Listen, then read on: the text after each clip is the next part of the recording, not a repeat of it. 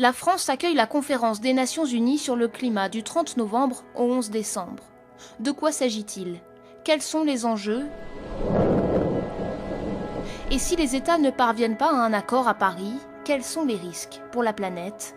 10 chiffres pour comprendre. 21. La COP 21, c'est la 21e conférence mondiale sur le climat. Le terme de COP signifie conférence des parties, Conference of the Parties en anglais, c'est-à-dire des signataires de la Convention cadre des Nations Unies sur les changements climatiques. Ce texte, signé au sommet de la Terre à Rio en 1992, est le principal traité international destiné à lutter contre le réchauffement climatique. 196.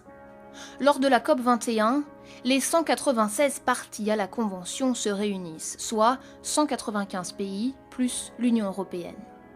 Ils devront s'entendre sur un accord contraignant et universel pour limiter les émissions de gaz à effet de serre. Ce nouvel accord doit remplacer dès 2020 le protocole de Kyoto.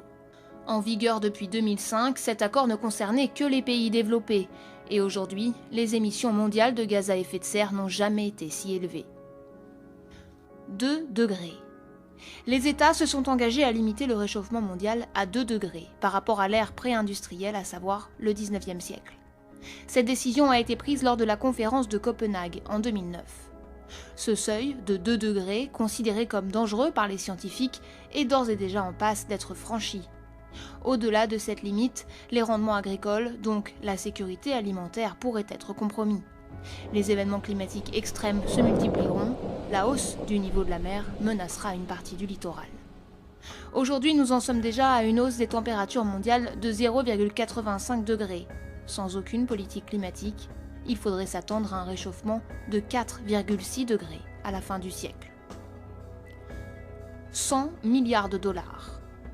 Ce sont les fonds publics et privés que les pays riches ont pris l'engagement de mobiliser chaque année d'ici à 2020 pour permettre aux pays en développement de s'adapter au réchauffement. Cette promesse avait été faite lors de la conférence de Copenhague en 2009. Aujourd'hui, cette question du financement reste l'une des clés pour conclure un accord à Paris. 400 ppm. C'est la concentration atmosphérique moyenne de dioxyde de carbone, le principal gaz à effet de serre émis par l'homme. ppm signifie partie par million. Cela veut dire que sur 1 million de molécules de l'atmosphère terrestre, 400 sont des molécules de CO2. Cela peut paraître peu, mais cette concentration était d'environ 270 ppm au XIXe siècle. 30%. C'est la biodiversité qui pourrait être perdue d'ici à la fin du siècle si le rythme actuel des émissions de gaz à effet de serre se poursuit. Autrement dit, le réchauffement climatique priverait un tiers des espèces vivantes d'un environnement adapté à leur survie. Les espèces terrestres les plus mobiles ont déjà déplacé leur aire de vie de plusieurs centaines de kilomètres vers le nord. 7,8.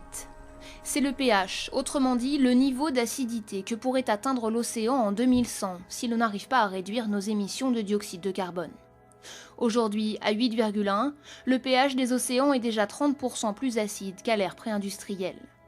En se dissolvant partiellement dans les océans, le CO2 les rend plus acides et de très nombreux organismes marins sont sensibles à l'acidité de l'eau. La rapidité de l'acidification en cours est inédite et nul ne sait comment les écosystèmes marins vont s'y adapter. 1 mètre. C'est l'élévation attendue du niveau moyen des océans à l'horizon 2100 si le réchauffement se poursuit au rythme actuel. Alimenté par la fonte des glaciers, comme au Groenland et en Antarctique, et par la dilatation thermique des océans, le niveau marin a déjà grimpé de 20 cm depuis la période pré-industrielle. 400 millions. C'est le nombre de personnes qui vivent aujourd'hui à moins d'1 mètre au-dessus du niveau des mers.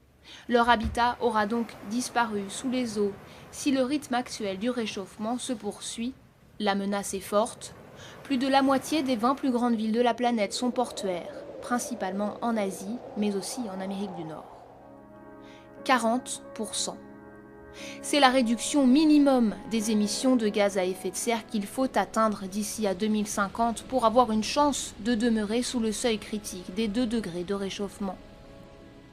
L'objectif de la communauté internationale est d'arriver d'ici à la fin du siècle à une économie mondiale neutre en carbone, c'est-à-dire qui émet autant de carbone qu'elle en absorbe.